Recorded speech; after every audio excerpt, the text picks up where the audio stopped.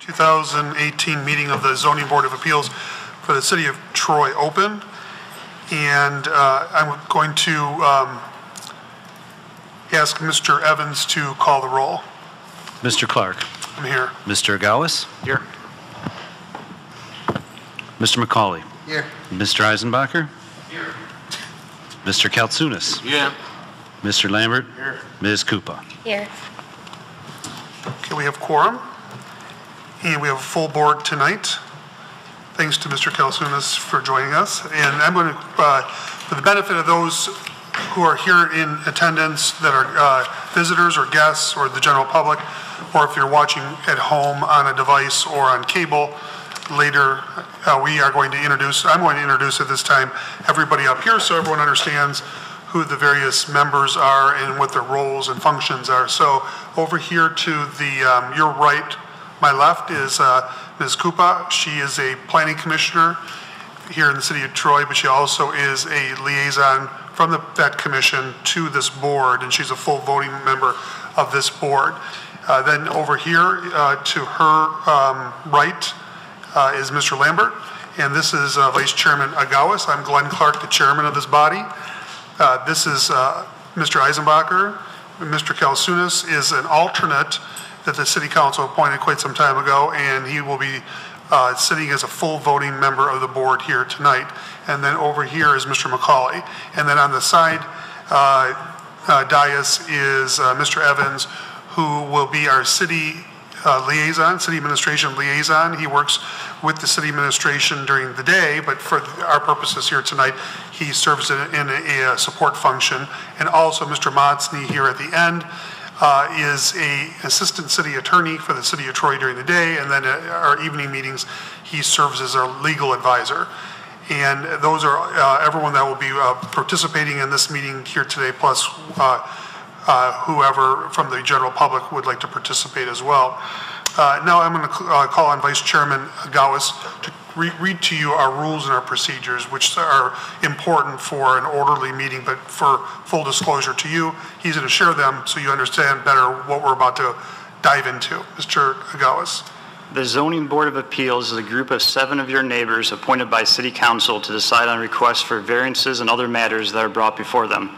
A variance is a relaxation of the literal provisions of the zoning ordinance. Petitioners must indicate a hardship or practical difficulty with the land that would warrant the granting of the variance. Procedure.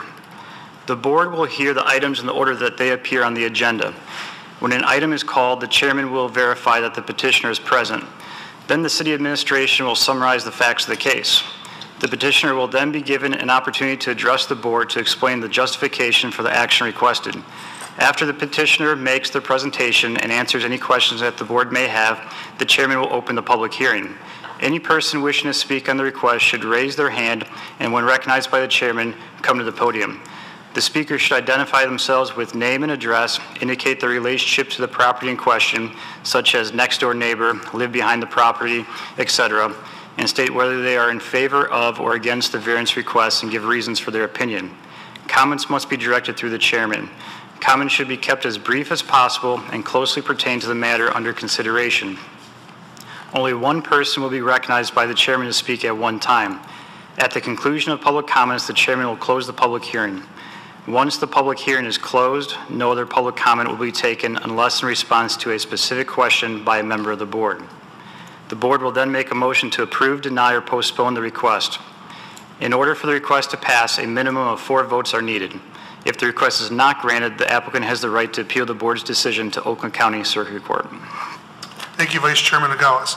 So moving forward into the agenda, I'm going to ask for one change, and that is that instead of dealing with item number 3 tonight, which was the minutes from the July 17th meeting, since this is a special session of our board, that we eliminate that from our agenda and basically just push all the other agenda items forward. So 4 becomes 3, 5 becomes 4, if that makes any sense. And we'll just have the minutes related to the August 21st, the July 17th meeting at and on the agenda for August 21st. If there isn't any objection to that, that will be so ordered, and so everything will be then now dealing with item number 4 instead of item number 3, and if we don't have any opposition to that, it will be set, the agenda will be set as I just spoke about. Is there a member of the board that would like to address that? Okay, so we're now cemented the agenda, and so now we move on to item number, which is the new 4A, related to variance requests. Terry Putras, related to the property 2641 through 2651 Lovington. Mr. Evans, could you please present to us on this matter? Thank you, Mr. Chair. This request is twofold. The first part of this request is for an interpretation, and if that interpretation is not favorable to the applicant requests for variances. So in my presentation, if acceptable to you, I'll first talk about the interpretation, allow the board to proceed with that, and then if necessary, we can come back around to the other items, if that's fair with you. Okay. So this item involves property, as the chair stated, on Lovington. I'll direct everybody's attention to the monitors in the front of the room. Now, the subject property is located on the north side of Lovington, and on this aerial of the neighborhood, it's outlined in yellow. And this area is south of Maple and east of DeQuinder. Now, this is a close-up of the area, and the subject property, again, is outlined in yellow. Lovington is to the south, and Minnesota is to the west. Now, this is a similar map with zoning categories overlaid. Now, the subject property is zoned RT, which is two-family residential. Now, there's also property to the west, zoned multifamily. Properties to the north and to the east that you see in yellow are single-family residential zoned. Properties to the south are zoned integrated industrial business. Those are a wide variety of zoning in this shot here. Now, that's a close-up of the subject property. The subject matter involves the applicant's desire to construct a duplex on the subject property. Now, the applicant did apply and received a building permit from the building department to build a duplex, and if anyone drove by there, they can see today that there is an excavation there to construct that. There was an error, and the department believes that it shouldn't have been issued, and that's the subject of the interpretation. Now, this is RT zoning, and the RT zoning, this is an excerpt out of the lot area requirements. The RT zoning requires 40 feet lot width and 40 feet frontage for each dwelling unit. And a dwelling unit, in this instance, this duplex is a two-family dwelling unit. So the department's interpretation is that you need 80 feet of lot width and 80 feet frontage. The subject property only has 76 feet width and frontage, so it's deficient to have a two-family unit there. Now, there is a section of the zoning ordinance that the applicant believes applies to this, and it's section 14.02, and that's page 11 of your agenda packet. And it talks about, now I'll try to summarize it. In any district where single-family dwellings are allowed, a record that might not meet the lot width requirements, you can still build a single-family dwelling on it. Now, that's the department's interpretation, that because this lot doesn't have enough width or frontage to support two-family, it's a non-conforming lot of record, and therefore we don't believe this section applies as suggested by the applicant, because this specifically refers to lots of record that may be under width or under area, and it specifically talks about the allowance of single-family dwellings. We don't believe a duplex is a single-family dwelling, and the department doesn't believe that this section applies. So the applicant is requesting an interpretation to ask if the zoning board believes this may have been misinterpreted and it might apply to allow him to proceed with the duplex. So with all that being said, I'll turn it back over to the board for any questions. Thank you, Mr. Evans. Are there any questions for our city staff. Mr. Lambert? Yeah, Mr. Evans, so what we're doing in this first part of the meeting, assuming, depending on what we do with this, we may go to the second part, but what we're doing is we're determining whether or not the applicant's interpretation is that it's a non-conforming lot as far as building a duplex is concerned, and what staff is saying is technically that only applies if they're building a single-family dwelling. Is that correct? Right, right. Okay. Anyone else? Any other member of the board?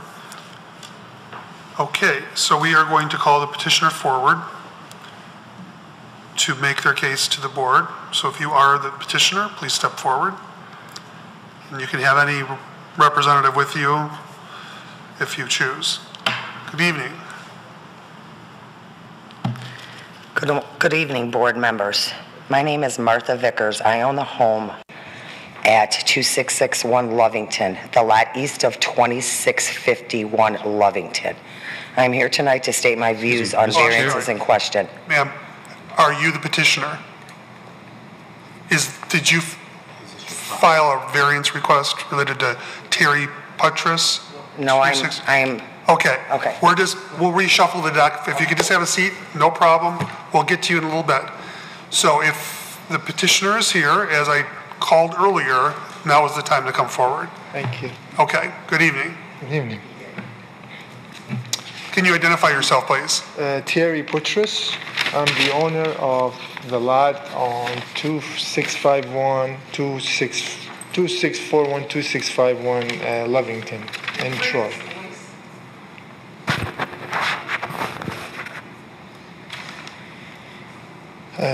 Terry Putras.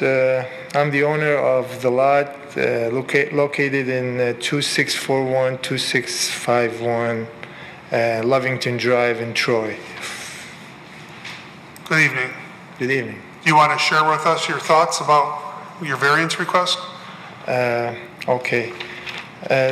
Before I purchased that lot, that was the lot listed in the real estate side as a single family or a duplex. And that was the listing, and it said zoning for duplex or single lot.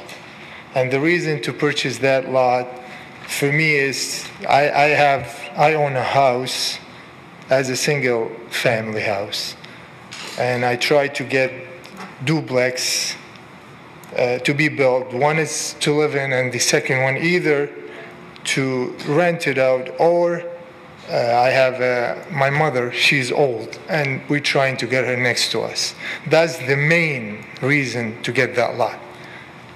And that was the listing, and it shows like it's, and then before I purchased that lot, I contacted the city multiple times, and they said it's available to be as a duplex before I purchased that. And then one more reason, before I purchased it, I didn't know it was in a flood zone. And again, all these calls to the city, nobody mentioned anything. It's good to build, no reason for you not to build. That's the reason I bought it. After I bought it, I went through the DEQ, I went through the FEMA. That takes me a year and a half. And then April 1st, they issue the permit for me to start build as a duplex, and everything was approved. I paid the city, the fees, everything else, start digging. I ordered my lumber. I ordered the pipes for the sewer. We had the permit for the sewer and water. So everything was ready to go. And then after that, I had a call from the city. They say, you have to stop now. We made an error. After the excavation company, they did almost dig almost about 60% of the land. And the reason I'm here because there's a lot of money involved with this. All this, it costs me money. If there's anything is going to be changed, that's going to be all lost for me.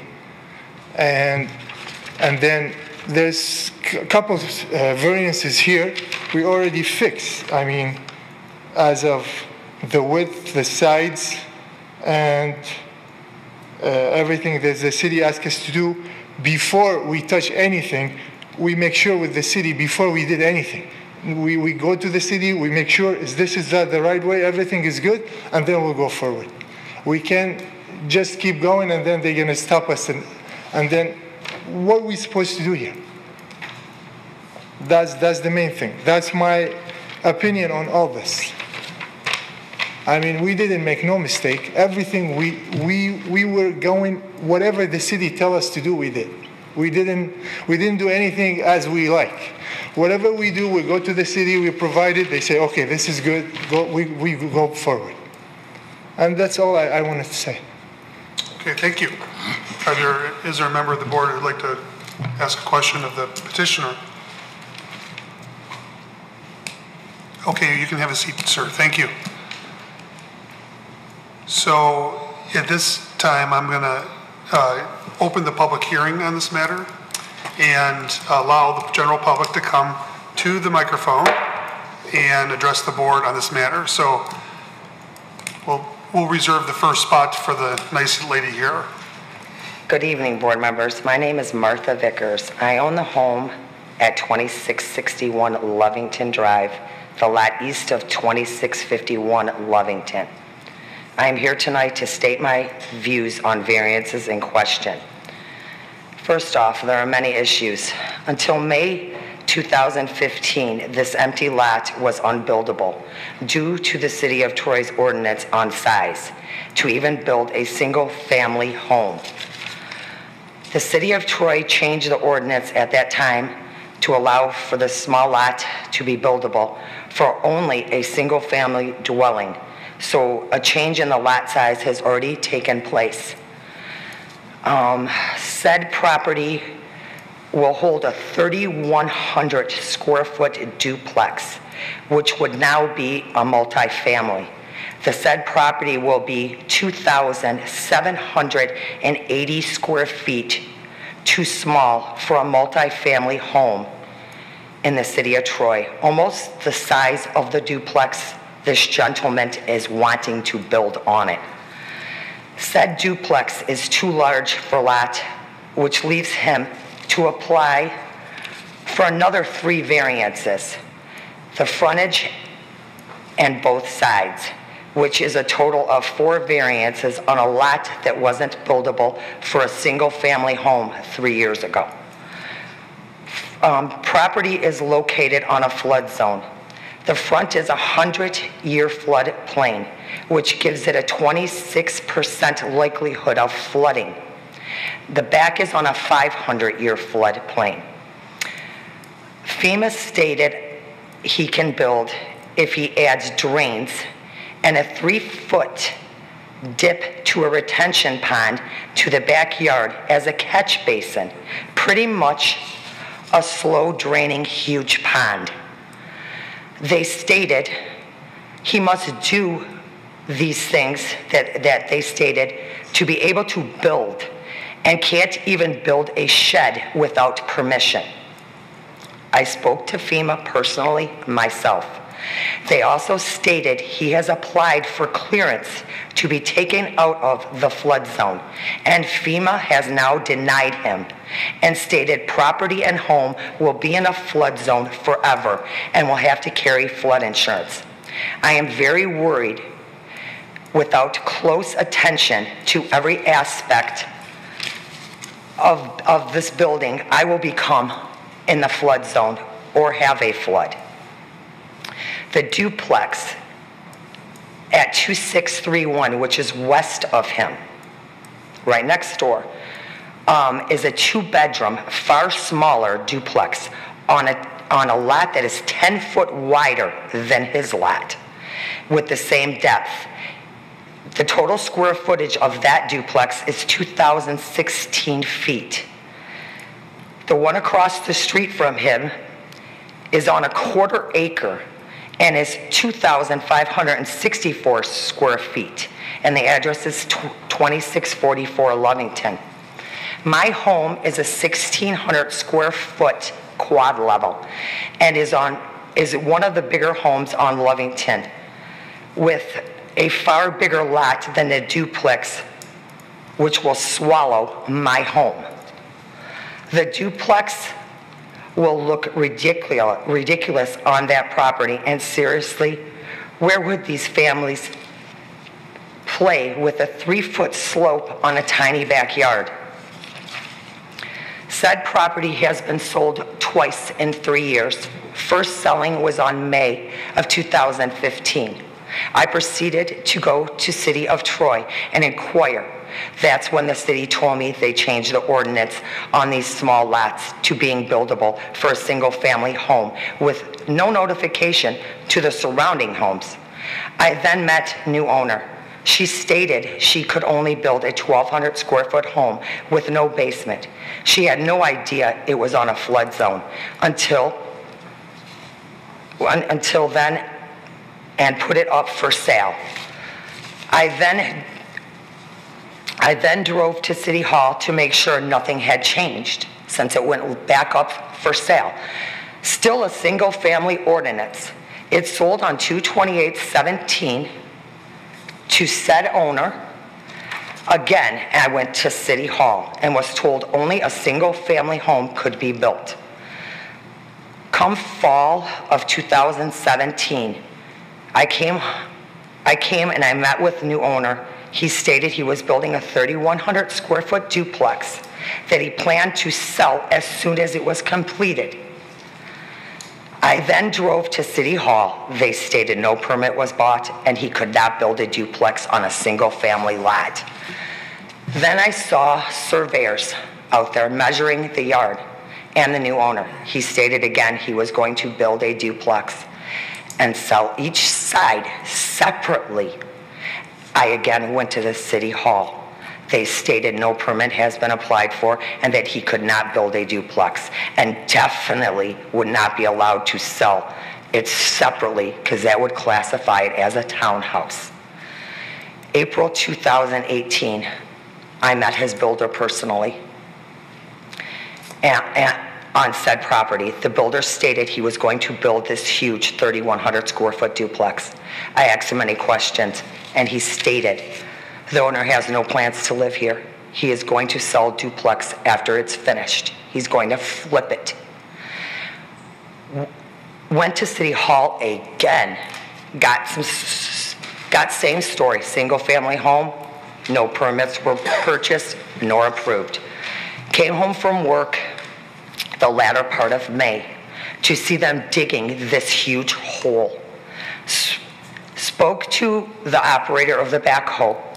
He stated he was digging the crawl out for a 3,100 square foot duplex, that the owner is going to sell each side separately when complete. I called City Hall numerous times on May 24th and spoke to numerous employees in numerous departments to only get a runaround. At 4 o'clock that day, a city employee called me and stated a stop order was put in place and no duplex was being built on that property. In July, I went to Troy City Hall to discuss this matter. I spent hours in all departments and I did speak to Mr. Paul Evans personally. I discussed the variances. I stated there are 3 variants asking for approval, but there should have been a 4th one. The lot is too small for a multifamily, which creates a 4th variance. Employees stated yes. That's why we are sending out new notifications on the variances and a new date for the board meeting that was missed. They missed the 4th variance. I have since used the city's computer to view lot sizes. There are no lots that small for multifamily nor single family on that street. On a personal note, my home was built in 1966 and sold to my parents in 1969. This home has been in my house for 49 years. One of the biggest selling points was the lot next door was unbuildable due to its size.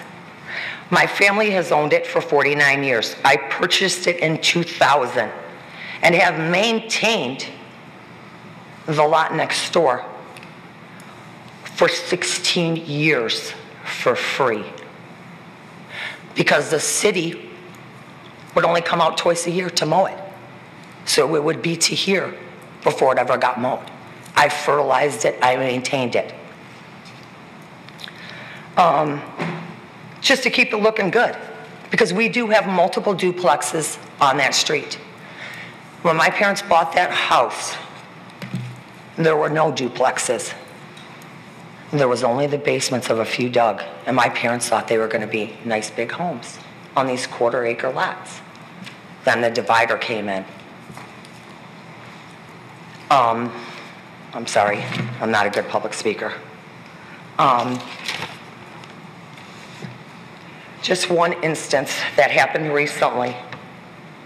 I had a 35-year-old pine tree that my father planted on the corner of my home, which was destroyed from a barrier that they put in to keep the debris in that lot. Because they took a saw of some sort, I wasn't home, and dug a trench, which tore up my roots to my 50-foot pine tree. So I had to hire a company to come and tear it down because it was destroyed. That's just one thing that's happening. Let's see, I have written this 5 times over today. All of my landscape that is 49 years and younger will all be destroyed from lack of sun from this enormous 2-story building that will be 10 to 15 feet off my brick wall. He has to remove a telephone pole to put in driveways that he decided were going to go on the outskirts of this home instead of in the center. That driveway is going right up alongside of my bedroom window.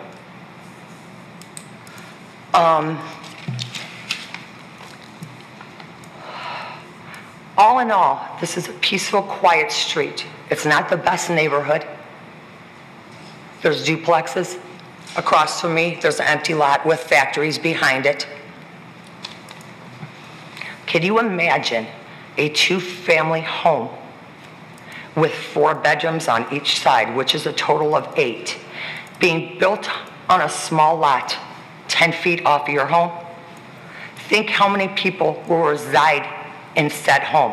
Has to be 10 plus on a small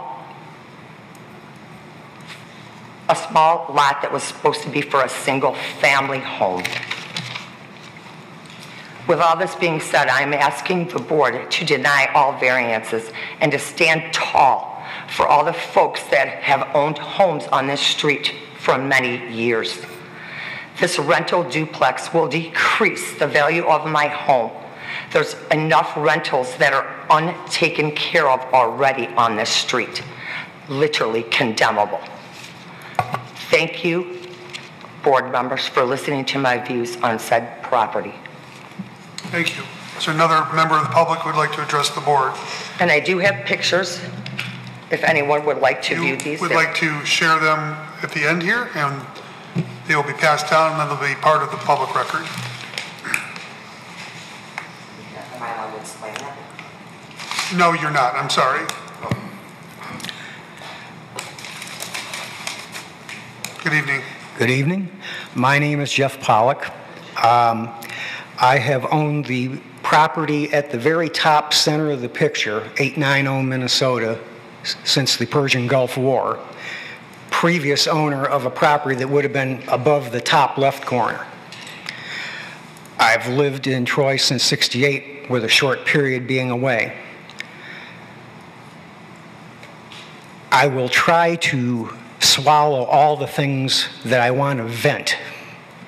Previous administration's hands on those, but some of this history shapes what I'm saying today.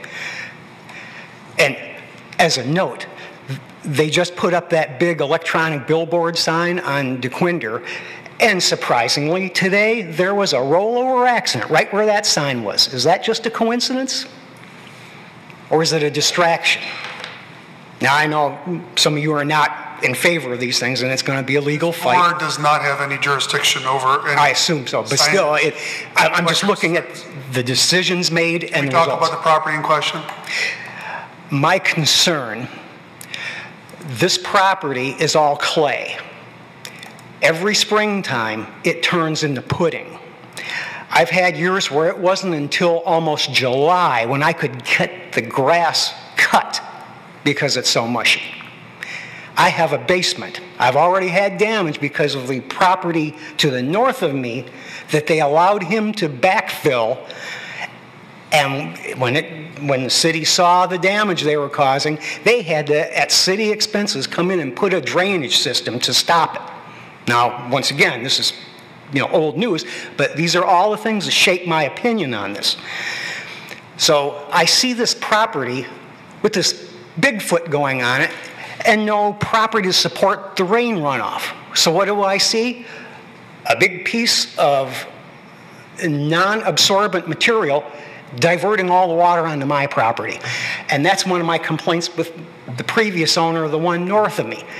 When challenged on it, his response was, well, you're just mad because the water's on your property now. Pretty nice, huh? Then there was the storm drain system. I ended up with the basement full of water.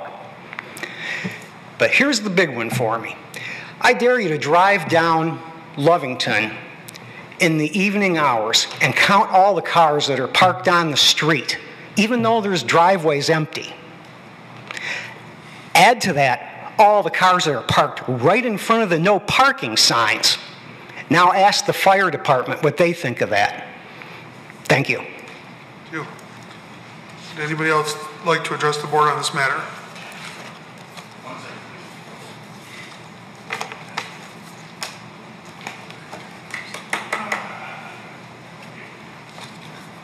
Hello, my name is Carl Meyer. I am the owner of 874 Minnesota Drive. I'm the one that's backed up to that lot. Don't you have a more current picture of that lot as within a week ago that you can put up there? I've been looking at a dirt pile along that back fence since before Mother's Day. We've had rain, a considerable amount of rain this spring, haven't we? Because of the hole that's there, I'm sure it's the reason I'm having a hell of a season of mosquitoes. One, that. Two, that hole was dug and left, and they didn't bother to even put up a snow fence around it to delineate that there was a hole there. The dirt pile's at the back of it. And there's been kids on the dirt pile, you chase them away. If one of those kids would have slipped and fell, it fell right into that hole. I don't know how deep the hole is because I've never bothered to go over there. I've never cared to go over there. But I was informed today that he plans to build 2 4-bedroom duplexes. That means that there's going to be at least 6 children with their friends, and there is no yard. The backyard is going to be how big for that many kids? And where are they going to wind up?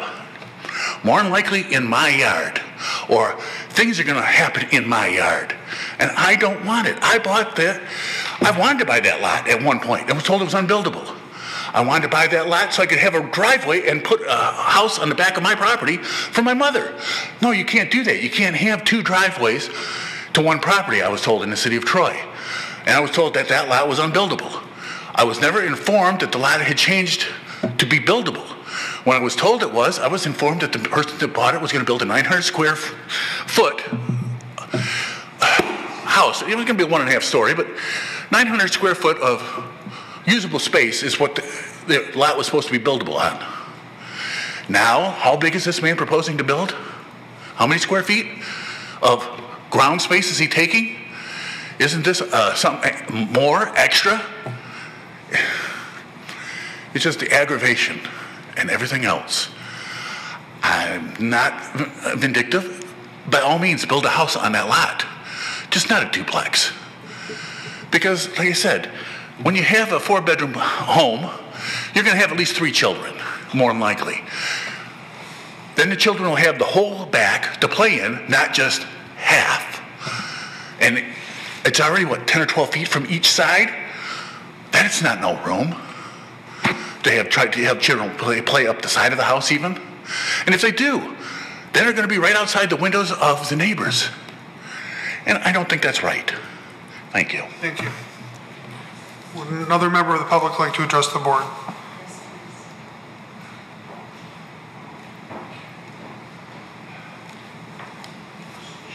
I only have one question. My name is Please Crystal identify. Pollock, and I live at 890 Minnesota. We've lived in our house over 25 years, and we've always felt that that piece of land was unbuildable. And now I'm hearing over and over how it became buildable, and I just wanted to ask the city, what made that change, and who changed it? And when was it changed? Because I was always led to believe it was unbuildable. That's all I have to ask. Yeah, this isn't a regular business hour time at the walk-up window. It's from 8 to 4:30 during the week. This is a body of your peers, citizens. But if it's regarding the property in You're asking a question... question of city personnel. I don't work for the city. Oh, okay. Thank you. My colleagues don't either. You can inquire during normal business hours, I imagine at the building department and so forth, but this is not, you can't. He wouldn't know that? You can't pay your property taxes here either. Oh, so, yeah. okay. You have to do that during normal business hours at the city, different various city departments. Good evening. Good evening, Jason Gill, 2670 Lovington. I just think it's an inappropriate size house on an inappropriate size piece of property. Thank you very much. Thank you very much. Any other member of the public who would like to address the board on this matter? Okay, we'll close out the public hearing, and I'm going to ask Vice Chairman Agawas to share with us any communications we had on this property from the public, either electronically or sent into the office. Well, there's one. I don't know his exact address. He says that he has multiple properties, but full disclosure, he's a realtor, and he fully supports it. Thank you, Vice Chairman Agawas. And so we have this now back to the board table for further inquiry or possible action from a member of the board. Vice Chairman Agawas. I have a question maybe for Mr. Evans. Forgive me, but I just want to keep the facts straight here. I've heard a lot of things the last 15 minutes or so. So tell me, what is it currently zoned as? What can you build on that parcel right now? A single-family home, it's zoned RT, which does allow 1 and 2 family dwellings, but due to the width and frontage of the parcel, it's only eligible to have a single-family home on it.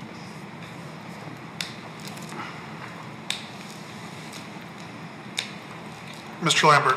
Mr. Evans, just kind of raising the question that the one lady asked about when was it the ordinance changed? Was there some change in the recent past that made this a buildable lot compared to when it used to be?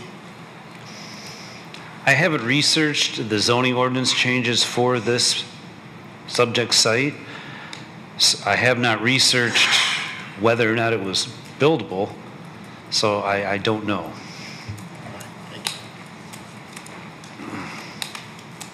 Mr. McCauley. I got a question for Mr. Evans also. Do we have a copy of the DEQ, the FEMA reports on this at all? We do not. The application nor the information that I have are copies of DEQ or FEMA reports. So we have no idea what those reports say or what they have to do to the lot to conform to FEMA and DEQ requirements? We did not receive that information with the application. Okay. I'm sorry, you may not participate in the board's proceedings. Mr. McCauley, do you have anything else? No, thank you. Okay, thank you. Is there another member of the board who would like to be called upon to be recognized?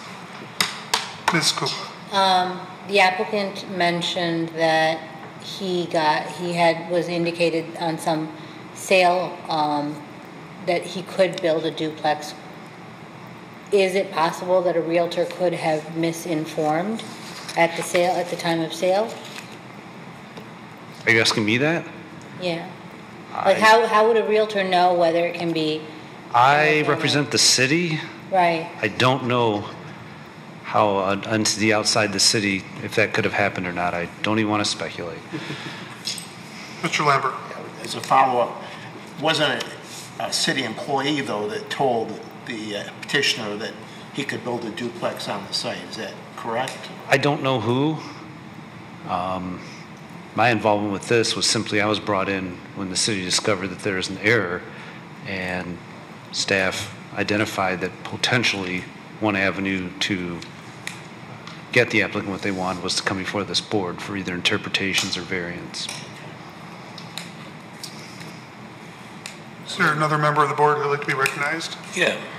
Mr. Yeah, Kelsonis. before you start digging and building up, you know, you gotta have permit. So who issued the permit? The city. The city issued the permit. That's correct. Yeah.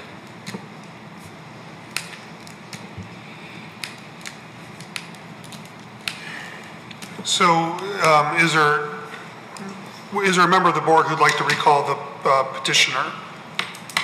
He seems to indicate that he has something else to share. We've closed out the public comment portion of the public hearing, so more commentary from the petitioner could draw more general public rebuttal. So that's the issue we have. We have everyone have a chance to say their piece, and it's back at the board table. So without one of my colleagues making that request, we're not going to recall anyone to the microphone. Mr. Eisenbacher. I am curious, like Mr. McCauley is, to see any information from the DEQ or from FEMA regarding the flood status of the property. If the gentleman could give that to us to review, I would appreciate that. The petitioner? The petitioner, yes. Sorry, yes. Would you like to? If we could invite him back to share that information. Sure, Mr. Eisenbacher is asking you some very specific questions. Yes. About the, do you have a DEQ? Yes. The only letter? thing I wanted to share with you is before, when I applied to for the permit, they cannot issue any permit without the agreement from the DEQ and FEMA. If you don't have this two agreements, the city would never issue that permit. This isn't an item that is typically considered by the board because it's part of the permitting process. We're considering the zoning ordinance, but I am curious, like Mr. McCauley, about what the finding was because it does impact the surrounding neighbors.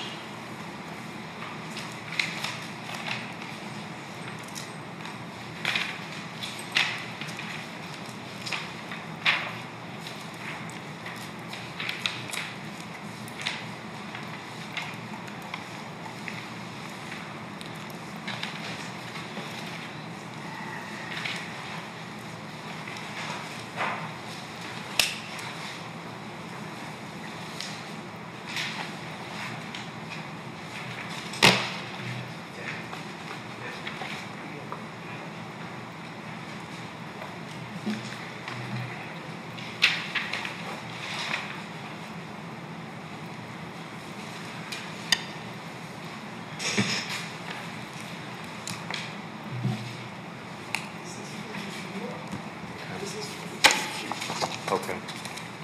We can start on the Yeah. end? Okay. We'll pass it down for our normal. Start with Padme. Ms. Krupa.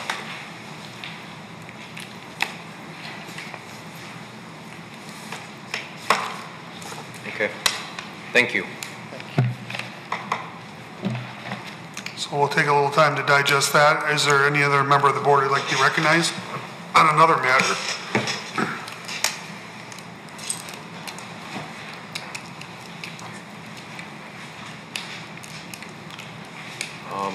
Mr. Chairman? Mr. Eisenbacher.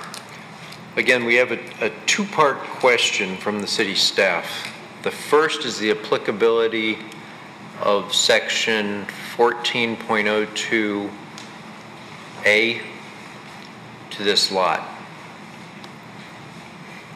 I've read this several times, and in the plain reading of the ordinance, it comes back to me as no. But we have a zoning district in the city that is set up as duplex. So if you have a duplex and it's normal to have a duplex, it would make sense that you could build a duplex. But they didn't write it that way, which tells me it needs to go back to the Planning Commission to make a change if that was their intent. And I'm curious about my colleague's thought on the same matter. Because I believe we should approach this in 2 steps as presented. If that 14.02A applies to duplexes, then our second part of the discussion is irrelevant. If this doesn't apply, then we need to attack the second part of the discussion. Thank you. I would have to very much agree with you, Mr. Eisenbacher. And you know you serve with very well-informed and intelligent people when they actually are able to put your thoughts into questions or statements, as Mr. Lambert and Vice Chairman Agawas and Mr. Eisenbacher have done here tonight. I think your phraseology was spot on, and that is, you know, if you're looking at it in plain English, those are my thoughts exactly. I mean, it prohibits a multifamily duplex or cluster home scenario, but it's in this zoning district that conflicts with the ordinance. So, I mean, I'm an originalist in most all things, and I would say that the intent is clearly a single-family dwelling on that parcel, and we heard lots of commentary about how the city, with various personnel answering different questions, affirmed that in many conversations. Now, we don't have, you know, that in in a sworn statement, but we do know that many people claim that. So that's my interpretation of what's going on here, and I'm not sure how you may be considering moving forward as you describe your 2-step process, but it kind of is, obviously. I believe we should make a resolution regarding the intent of this 14.02A in terms of how this body reads it, because that's part of our instructions, as read at the start of the meeting, is interpreting questions about the zoning ordinance.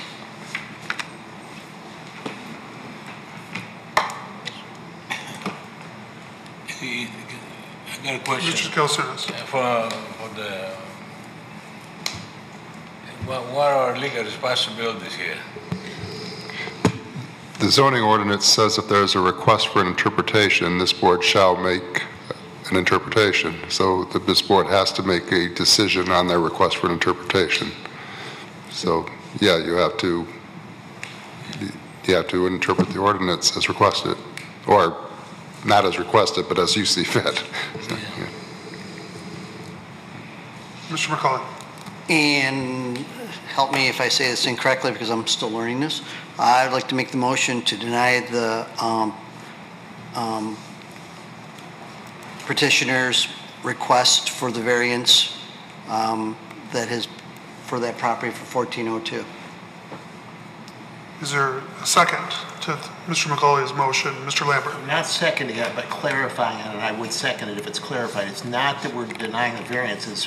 We are interpreting it that it does not allow the construction of a duplex. Is that correct, Mr. Monstein?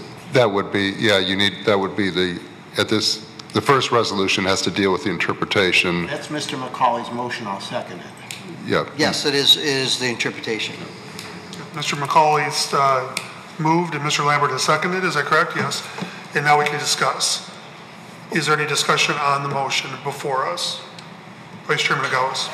So just to put this, a little more plainly for me, if the motion passes, then that tells me that a duplex is not allowed to be constructed on this property, and I assume also that there's nothing specific to 2-family dwellings, duplexes in the zoning ordinance that we could fall back to as an alternative to this, or? Duplexes are allowed on this property, but you have to have a property of the proper size, width, and frontage, and that's why a duplex is not allowed on this particular site the way it's configured. Unless we Unless, approve for variances. Right. Right. Is there any more discussion on the motion? Mr. Eisenbacher? I believe the phraseology is very important on this item. Could we either get a readback of the proposed resolution?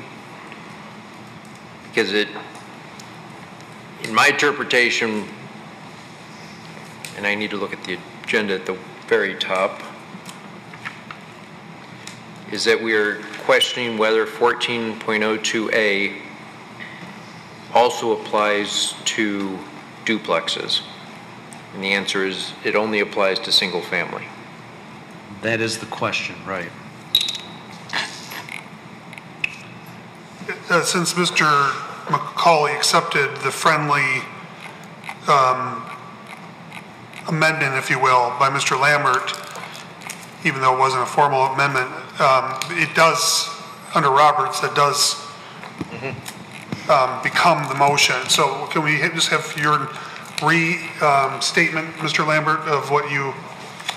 Well, I think what Mr. McCauley intended to move is that the resolution is we interpret that section 14.02A of the zoning ordinance does not allow construction of a two-family dwelling on this parcel.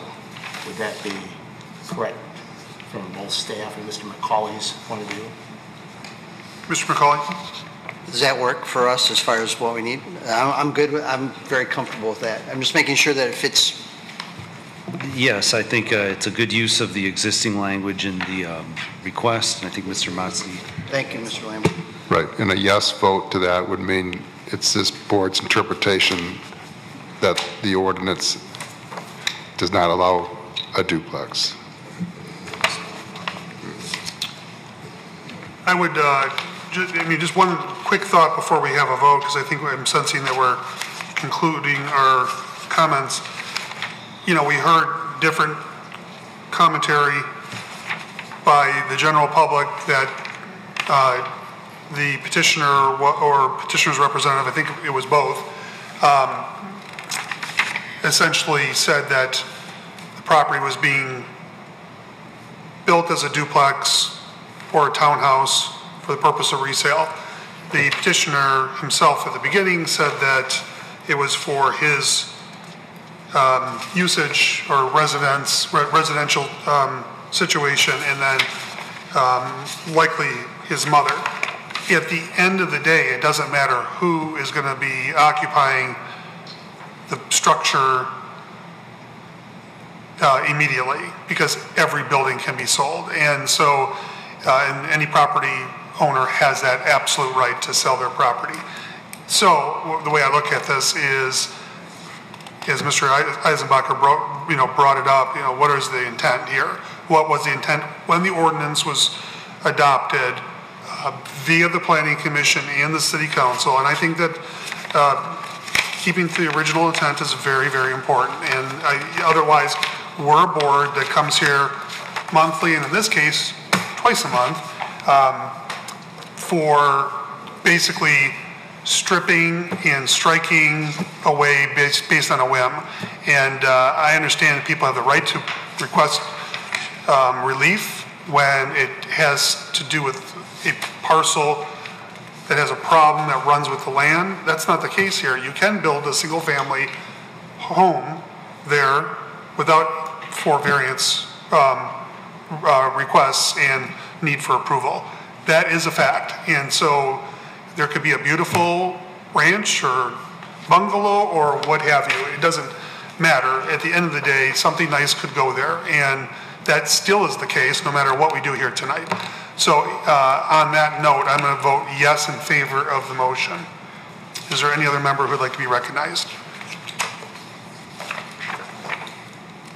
Hearing none, Mr. Evans, I believe we're prepared for a vote. Mr. Eisenbacher.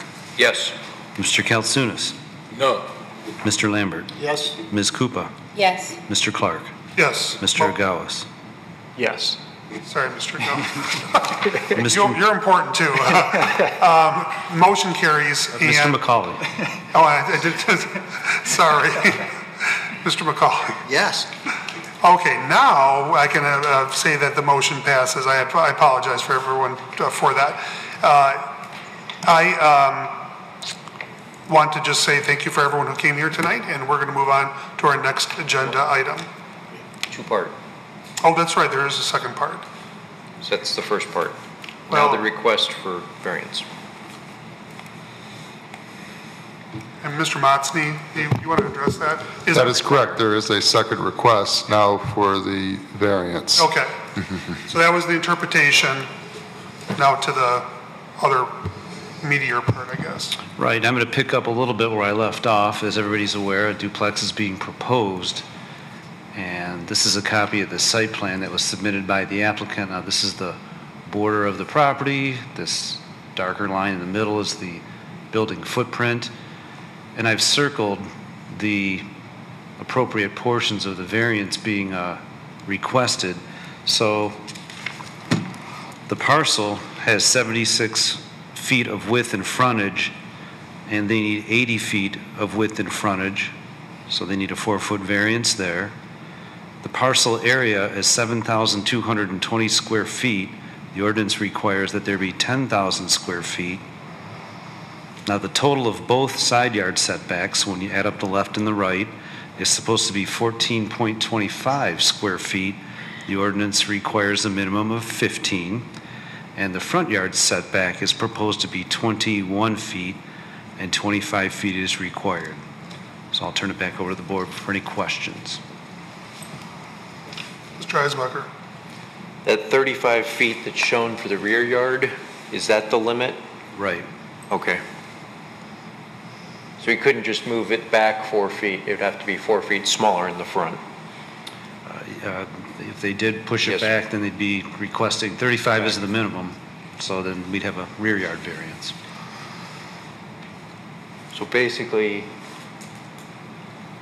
to fit the setback requirements, the house, or the construction needs to be substantially smaller.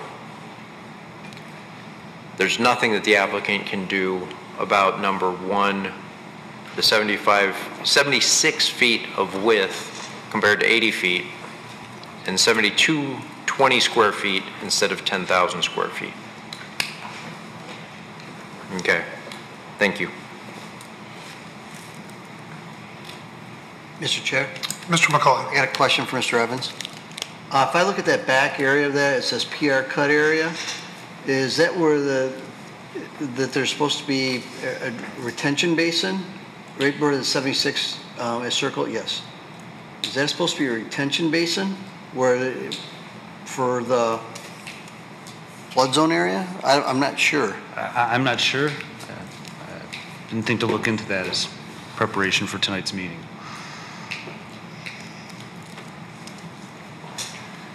If that has a 3-foot dip going back into that area. Mr. Chairman. Mr. Lambert. Probably the petitioner may be able to answer that question when they come back up here, but my question for Mr. Evans is, now that we've said no duplex can be built here, what they're essentially going to be proposing is a single-family home, but essentially within the same footprint as the duplex? No, and I don't believe the board did say, and the request wasn't for a duplex, but whether section 14.02A, which dealt with non-conforming lot of records, if that section was applicable to duplexes, and the board indicated it wasn't. So this will be a duplex as shown here tonight.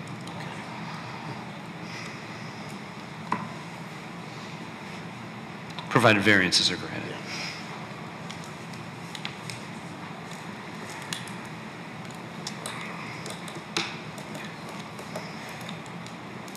Would a member like to be recognized? Mr. Kelson. To the applicant wants to do that? He wants to build a single home? Do you want to recall the Yeah. petitioner? Okay, if we could ask the petitioner. No, just arguing. We have a member who has a question. Yeah. Yes. Do you wanted to build a single home lot? My intention not to build a single home. I have a single home right now. And this house, if I'm gonna build there, has no basement. So my intention in the first spot to buy this land is to build duplex, not to build a single home family.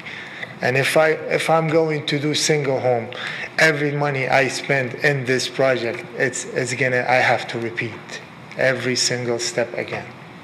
And I got already. So, there's a reason not to argue about the lot, the minute you don't want to build anything there. Mm-hmm. Yeah. Did you have something for the petitioner, Ms. Cooper? Actually, I have something for Mr. Evans.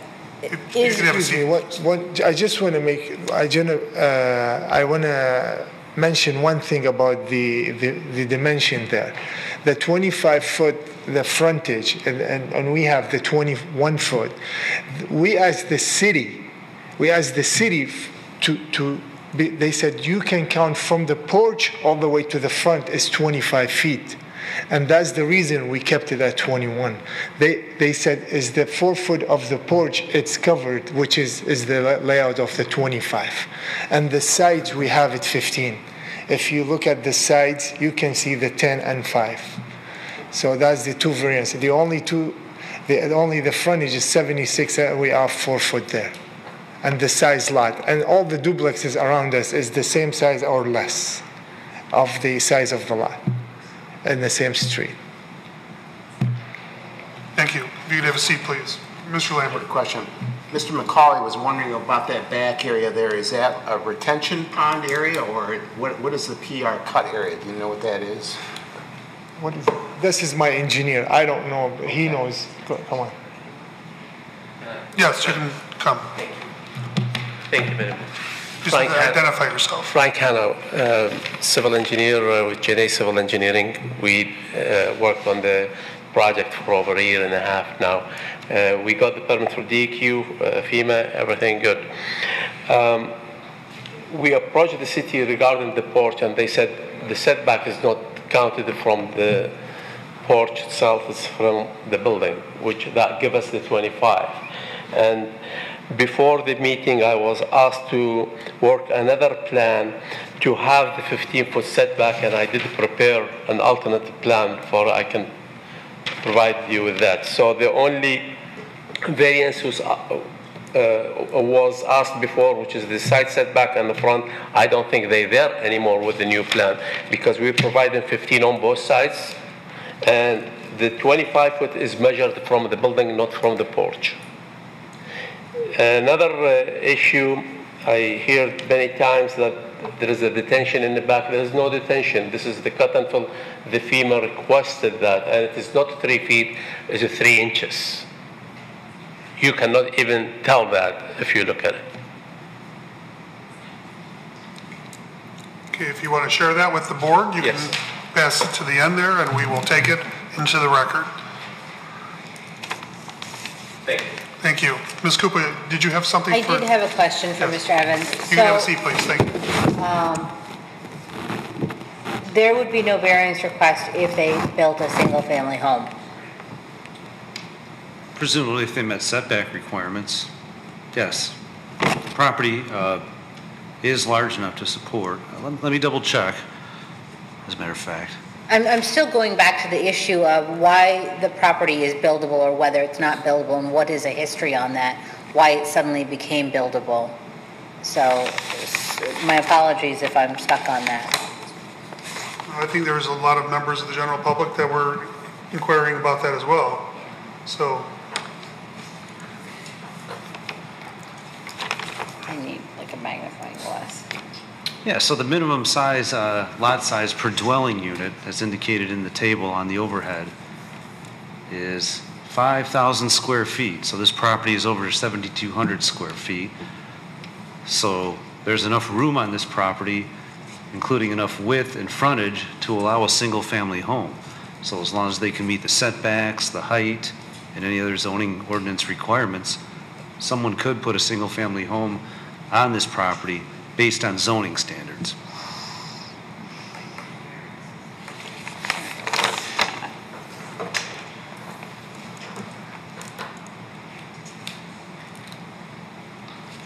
Mr. McCauley. I got a question, and this might be for Mr. Evans or for you, I'm not sure who. We have in front of us a request, a variance request. So if they've changed their site plan, should we even be looking at that? Because it has no bearing on the current application that they have. That'd be something that they'd have to bring back with a different application for the setbacks if they've changed their site plan. Aren't we just determining currently what we have on file? This board isn't approving a site plan. You're just granting or denying a variance. Right. If they claim they could do this with a lesser variance, this board can grant a lesser variance. So if you want to deny the one variance on the basis that their new site plan would comply and doesn't need a variance, you could do that as long as it's a lesser variance. The only thing this board cannot do is grant a greater variance than posted. But as long as it's a lesser variance, you can do that. The site plan really is not applicable because they don't even have, if you grant the variances, they could change the whole site plan if they want to, as long as they meet the variances that are approved. Thank you. This plan, Ms. Koopa? the plan that they just provided looks like they would not need all the variance requests, all the variances that are requested here based on the new site plan. But I'll let you all look at it as well.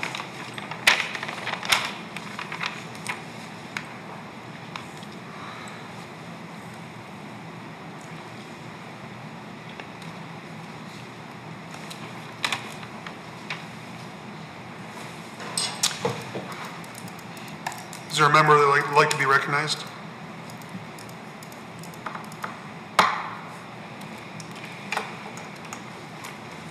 Is there a member that would like to be recognized for a resolution? Mr. Chairman. Mr. Lambert. Question for Mr. Evans. Do we know what our August meeting agenda looks like at this point, or is it still a little early? Right now, we've got 4 cases on that agenda. And the filing deadline has passed, so I don't expect any new cases. Mr. Eisenbacher. Okay. I found an old copy of our zoning ordinance.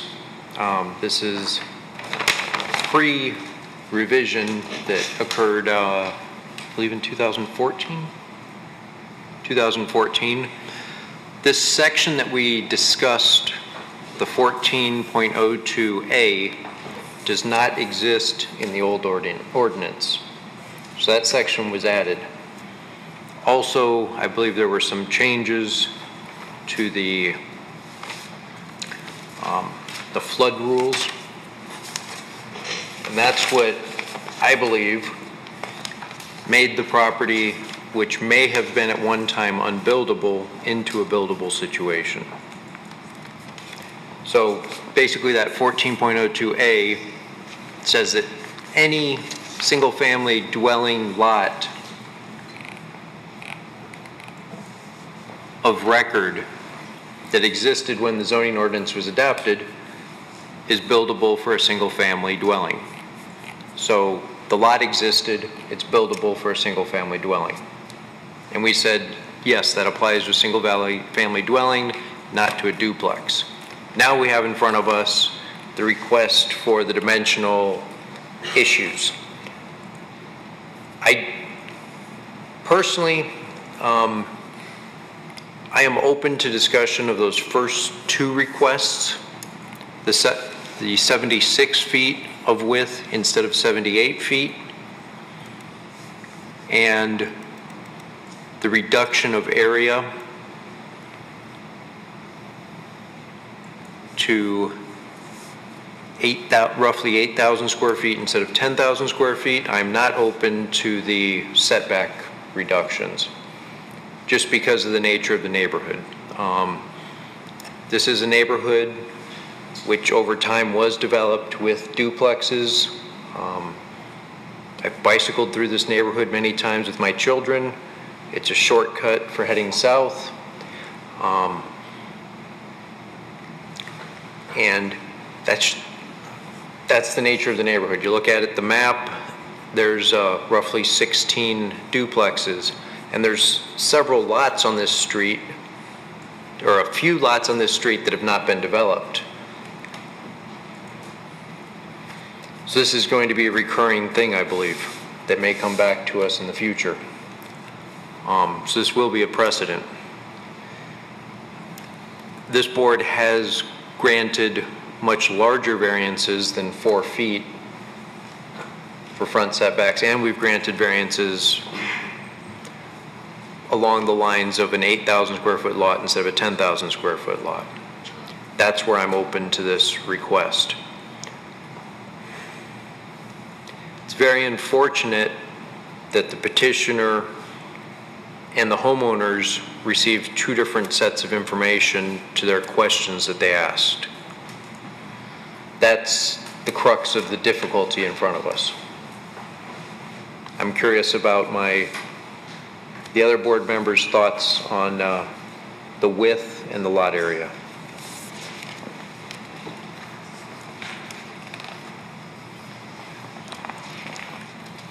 Mr. McCauley. I am overly concerned about it because if I look at it, the parcels at 76 should be 80 with the frontage, 7,220 square feet opposed to 10,000. That's 72% of the actual lot size. And I agree completely with you that this is going to set precedents in this area, because when I went out and looked at the area, I saw 2 lots, possibly 3 lots right across the street from it, a couple more down the street, other ones that could be developed. And I look at that somebody's waiting for us to start granting variances in that area, so that way they can make smaller parcels and gain more money, compromising the single-family homes there even more than what they already are. So I really, really struggle with granting any variances for this property because of those reasons.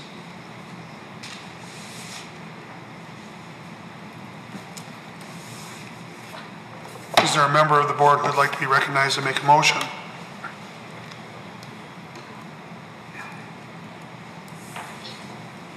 Mr. Lambert? Mr. Chairman, I would move that we deny the variance requests for these 4 variances. So motion for denial, is there a second? I'll second that. Mr. McCauley seconds. Is there any discussion on the motion? So seeing that there isn't any discussion, a yes vote is to reject the petitioner's request. A no vote brings it back to the table. Mr. Chairman? Mr. Lambert. Oh, I'm sorry, Ms. Cooper. The denial of the variance is not that it cannot be built, it's just that it cannot be built to be a duplex, correct? So they could be built. It's just that they would be, any remaining lots in the neighborhood can be built with single-family homes, not duplexes. Well, for this property, if the variance request is denied, this duplex cannot be built as proposed.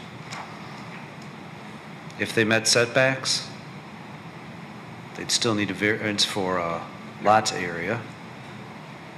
And width. And they would still need a variance for width and frontage.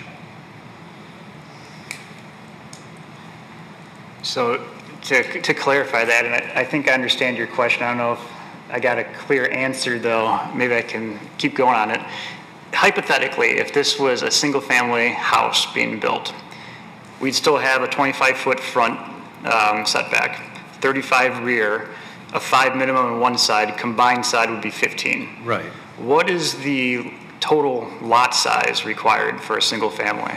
It's 5,000 square feet. So they're good there. Yeah. Keeping this page up here, and hypothetically still single family, would they meet the minimum, well, I guess they would meet the minimum floor area, 1,000 square feet. And What about, do we know about the maximum 30% there?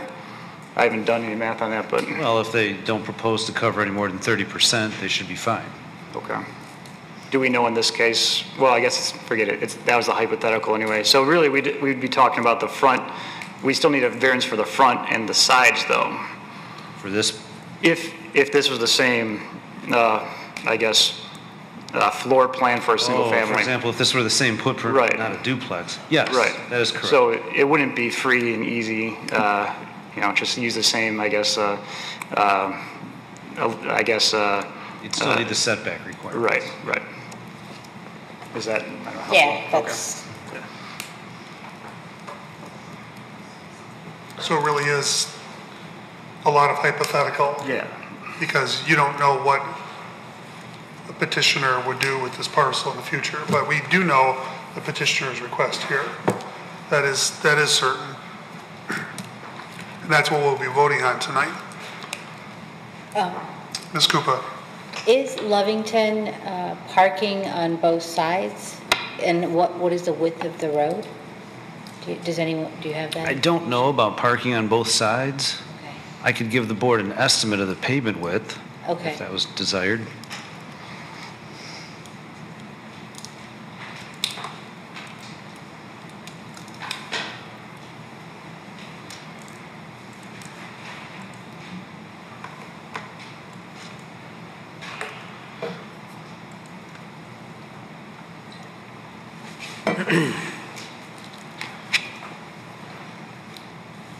So it appears the pavement width, based on this estimating tool, is about 21 feet wide. Thank you. Well, one of the reasons I ask is that it's been an issue that we've been facing at Planning Commission as we have more and more developments coming in, small lot sizes and small plots of land being sold and small sets of condos being built, and what impact it has on the surrounding properties.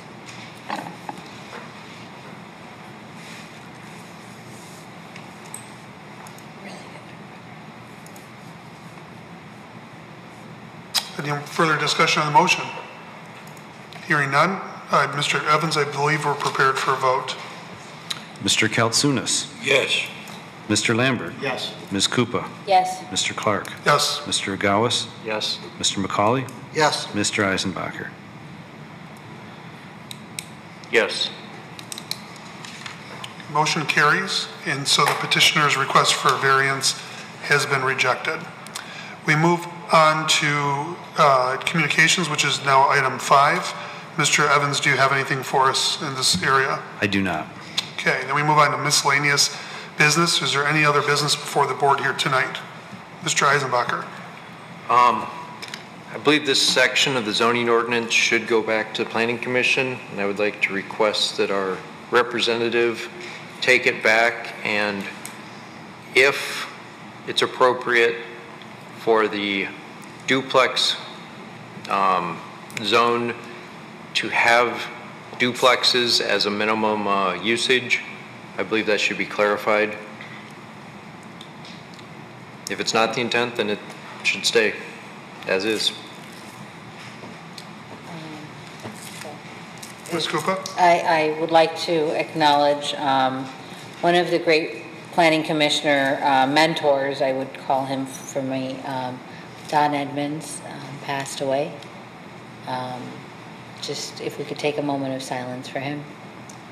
He has done a lot for the city in terms of being very forward-thinking and very intentional as a planning commissioner. Thank you. Any other member with any other business? Mr. Chairman. Mr. Lambert. Just as a follow-up to Ms. Koopa's comments, Mr. Edmonds also at one time was a member of this zoning board of appeals as well. So not only as a former planning commissioner, but as the planning commission liaison to our board, he served, I think, a couple of years.